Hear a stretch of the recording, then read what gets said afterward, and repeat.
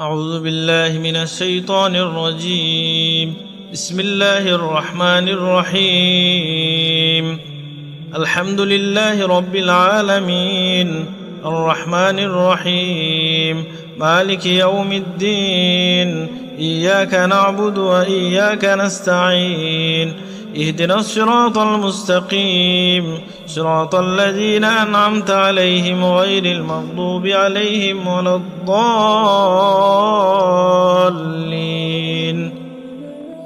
ألف لام ميم. ذلك الكتاب لا ريب فيه هدى للمتقين الذين يؤمنون بالغيب ويقيمون الصلاة ومما رزقناهم ينفقون والذين يؤمنون بما أنزل إليك وما أنزل من قبلك وبالآخرة هم يوقنون أولئك على هدى من ربهم وأولئك هم المفلحون.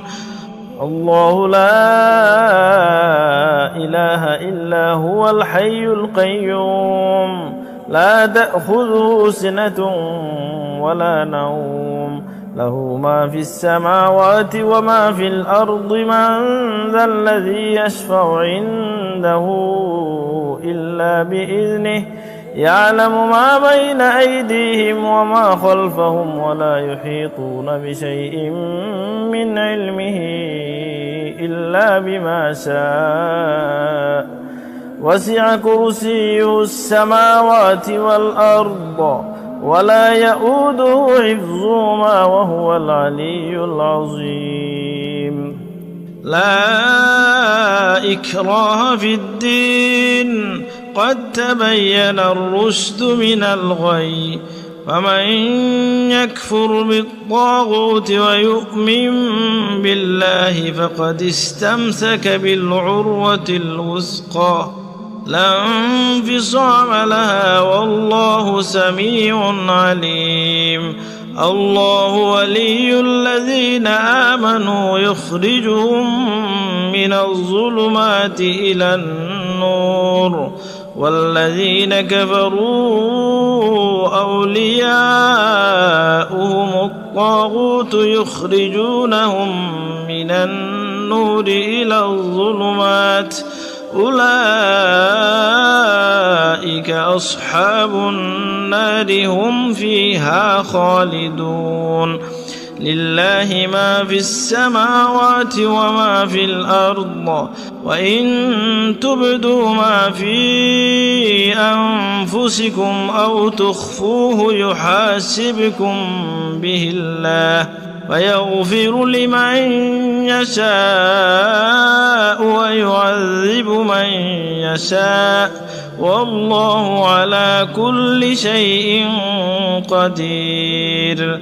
آمن الرسول بما أنزل إليه من ربه والمؤمنون كل آمن بالله وملائكته وكتبه ورسله لا نفرق بين أحد من رسله وقالوا سمعنا وأطعنا غفرانك ربنا وإليك المصير. لا يكلف الله نفسا إلا وسعها لها ما كسبت وعليها ما اكتسبت.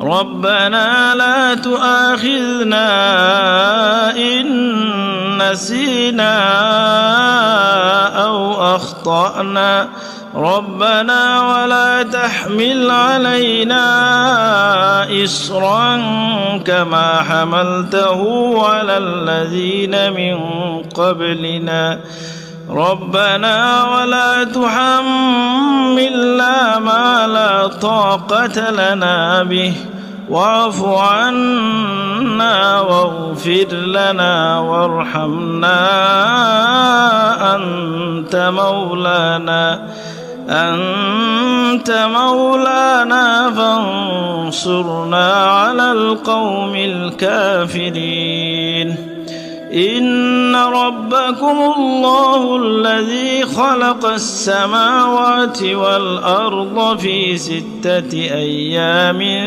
ثم استوى على العرش يغشي الليل النهار يطلبه حثيثا والشمس والقمر والنجوم مسخرات بأمره يغشي الليل النهار يطلبه حثيثا والشمس والقمر والنجوم مسخرات بأمره ألا له الخلق والأمر تبارك الله رب العالمين ادعوا ربكم تضرعا وخفية إنه لا يحب المعتدين ولا تفسدوا في الأرض بعد إصلاحها وادعوه خوفا وطمعا إن رحمة الله قريب من المحسنين قل ادعوا الله أو ادعوا الرحمن أيما تدعوا فله الأسماء الحسنى ولا تجهر بصلاتك ولا تخافت بها وابتغ بين ذلك سبيلا وقل الحمد لله الذي لم يتخذ ولدا ولم يكن له شريك في الملك ولم يكن له ولي من الذل وكبره تكبيرا والصافات صفا فالزاجرات زجرا فالتاليات ذكرا إن إلهكم لواحد رب السماوات والأرض وما بينهما ورب المشارق إنا زينا السماء الدنيا بزينة الكواكب وحفظا من كل شيطان مارد لا يسمعون إلى الملأ الأعلى ويقذفون من كل جانب دحورا ولهم عذاب واصب إلا من خطف الخطفة فأتبعه شهاب ثاقب فاستفتهم أهم أشد خلقا أم من خلقنا إنا خلقناهم من طين لازب يا معشر الجن والإنس إن استطعتم أن تنفذوا من أقطار السماوات والأرض فانفذوا لا تنفذون إلا بسلطان فبأي آلاء ربكما تكذبان يرسل عليكما شواظ من نار ونحاس فلا تنتصران لو أنزلنا هذا القرآن على جبل لرأيته خاشعا متصدعا من خشية الله وتلك الأمثال نضربها للناس لعلهم يتفكرون هو الله الذي لا إله إلا هو عالم الغيب الشهادة هو الرحمن الرحيم هو الله الذي لا إله إلا هو الملك القدوس السلام المؤمن المهيمن العزيز الجبار المتكبر سبحان الله عما يشركون هو الله الخالق المارئ المصور له الأسماء الحسنى يسبح له ما في السماوات والأرض وهو العزيز الحكيم قل أوحي إلي أنه استمع نفر من الجن فقالوا إنا سمعنا قرآنا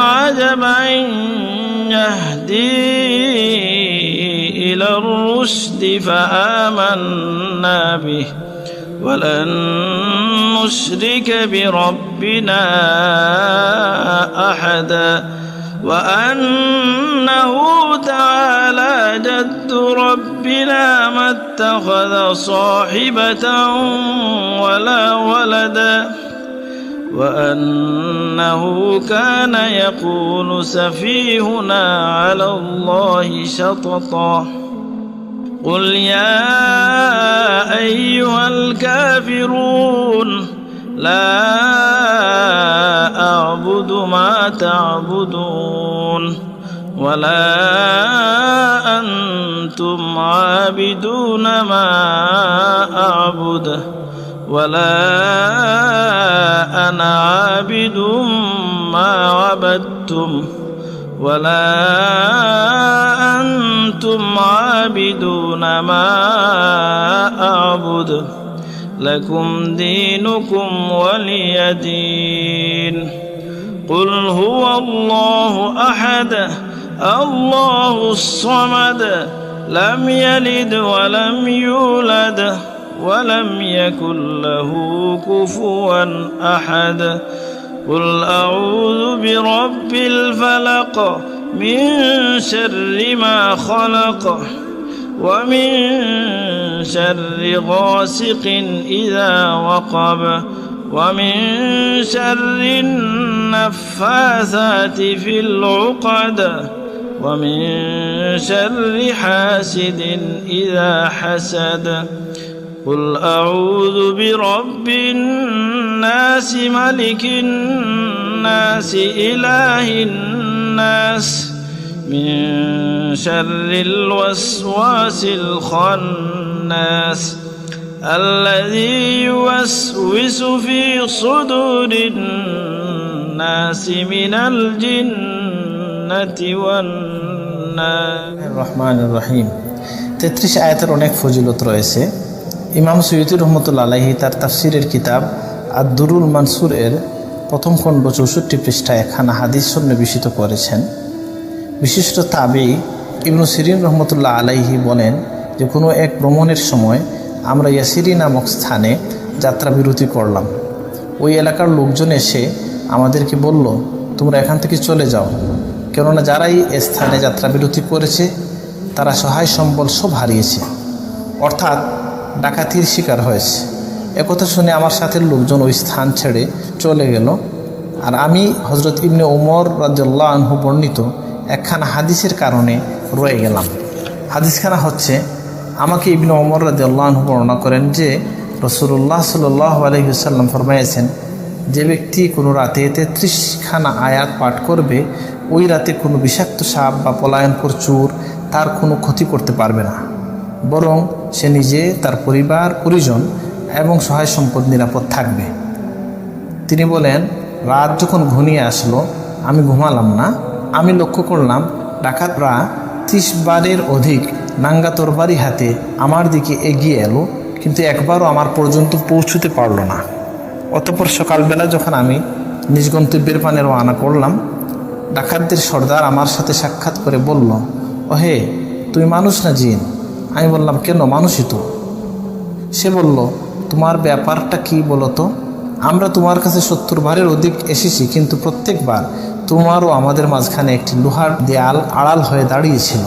এখানে একটা কথা পরিষ্কার করা প্রয়োজন যে তিনি বলেছেন 30 বার, আর ডাকাত সর্দার বলল 70 বার। হতে পারে এমন যে তারা 70 বার চেষ্টা করেছে, তিনি 30 বার দেখেছেন। যাই হোক, তো ইবনে সিরিন রহমতুল্লাহ বললেন, তখন আমি তাকে ওই হাদিসের কথা বললাম। আর এই 33টি আয়াত হচ্ছে সূরা বাকারার প্রথম 4 আয়াত মুফলিহুন পর্যন্ত, তারপর আয়াতুল কুরসি এবং এরপরের 2টি আয়াত খালিদুন পর্যন্ত, এবং 3টি আয়াত সূরা বাকারার শেষের, যেটা লিল্লাহি মা ফিস সামাওয়াতি ওয়া মা ফিল আরদি শুরু হয়েছে, এবং 3টি আয়াত সূরা আরাফের ইন্না রাব্বাকুমুল্লাহ থেকে মিনাল মুহসিনিন পর্যন্ত, এবং বনি ইসরাইলের শেষ আয়াত কুলিদুল্লাহ ওয়াদুর রহমান বলে শুরু হয়েছে এর শেষ পর্যন্ত, এবং সূরা সাফাতের প্রথম 10 আয়াত, এবং সূরা রহমানের ইয়া মাশারাল জিন থেকে 2 আয়াত, এবং সূরা হাশরের শেষ অংশ লাউ আনজালনা দিয়ে শুরু হয়েছে, এবং সূরা জিনের প্রথম 2 আয়াত কুল উহিয়া দিয়ে শুরু হয়ে 77 পর্যন্ত। এখানে একটা বিষয় প্রণিধানযোগ্য যে এই হাদিসখানা দুর্বল এ বিষয়ে প্রায় সকলেই একমত, কিন্তু আহলুস সুন্নাত ওয়াল জামাতের ইমামগুলোর অভিমত হচ্ছে আমলের ফজিলতের বর্ণনার ক্ষেত্রে দুর্বল হাদিস গ্রহণযোগ্য, যেমনটি বর্ণনা করেছেন রিয়াদুস সালেহীনের সংকলক ইমাম নববী রহমতুল্লাহ আলাইহি। তিনি তার কিতাব আল মাজমু শারহ আল মুহাজ্জাব এই আহলুস সুন্নাত ওয়াল জামাতের ইজমা বর্ণনা করে বলেন, ওয়াকাদ কাদ্দামনা ইত্তিফাকাল উলামায়ে আলাল আমালি বিল হাদিসিদ দাঈফ ফি ফাদাইলিল আমাল দুনাল হালাল ওয়াল হারাম। অর্থাৎ আমি আগেই বর্ণনা করেছি ফাদাইলে আমালের ক্ষেত্রে দুর্বল হাদিসের উপর আমলের ব্যাপারে আলেমগণের ঐকমত্য রয়েছে, তবে হালাল হারাম নির্ধারণের ব্যাপারে এমনটি নয়। তাছাড়া এই উপমহাদেশের প্রখ্যাত আলেমে দিন হাদিসের ইমাম শাহ ওলিউল্লাহ মুহাদ্দিস দেহলভী রহমতুল্লাহ আলাইহি তার কিতাব আল কৌলুল জামিলের 149 পৃষ্ঠায় লিখেছেন যে তার পিতা শাহ আব্দুর রহিম মুহাদ্দিস দেহলভী রহমতুল্লাহ আলাইহি বলেছেন 33 আয়াত জাদুর প্রভাব বিনষ্ট করে, চোর শয়তান ও হিংস্র জন্তুর আক্রমণ থেকে নিরাপদ রাখে। তিনি আরও বলেন যে শাহ আব্দুর রহিম মুহাদ্দিস দেহলভী রহমতুল্লাহ আলাইহি 33 আয়াতের সাথে সূরা ফাতিহা, সূরা কাফিরুন, সূরা ইখলাস, সূরা ফালাক ও সূরা নাসও পড়তেন। এখানে আরেকটি বিষয় লক্ষণীয় যে 33 আয়াতে যে আয়াতগুলো রয়েছে এর প্রায় সবগুলো আয়াতের ব্যাপারে সহিহ হাদিসে আলাদা আলাদাভাবে ফজিলত বর্ণিত হয়েছে। যেমন আয়াতুল কুরসির ব্যাপারে প্রিয় নবী সাল্লাল্লাহু আলাইহি সাল্লাম ফরমান, সূরাতুল বাকারা ফিহা আয়াতুন সাইয়্যিদাতু আয়াল কুরআন, কোরআনের আয়াতসমূহের সর্দার বলা হয়েছে এখানে, এবং আযমু আয়াতুন ফিল কুরআন আল্লাহু লা ইলাহা ইল্লাহুল হাইয়ুল কাইয়্যুম এভাবেও এসেছে। একইভাবে সূরা বাকারার শেষ 2 আয়াতের ব্যাপারে এসেছে মান ক্বারা আল আয়াতাইন মিন আখির সূরাতিল বাকারা কাফাতাহু। একইভাবে হাশরের শেষ 3 আয়াতের সহ বিভিন্ন আয়াতের ফজিলতের কথা হাদিসে পাওয়া যায়। সুতরাং আমরা হাদিসের ভাষ্য এবং এই উপমহাদেশের সকলের ইমাম শাহ ওলিউল্লাহ মুহাদ্দিস দেহলভী এবং তার পিতার বর্ণিত আমল করতে পারি আমরা আমাদের সুখময় জীবন, নিরাপদ জীবনের জন্য। আল্লাহ আমাকে তৌফিক দান করুন। ওমা আলাইনা ইল্লাল বালাগ। আসসালামু আলাইকুম।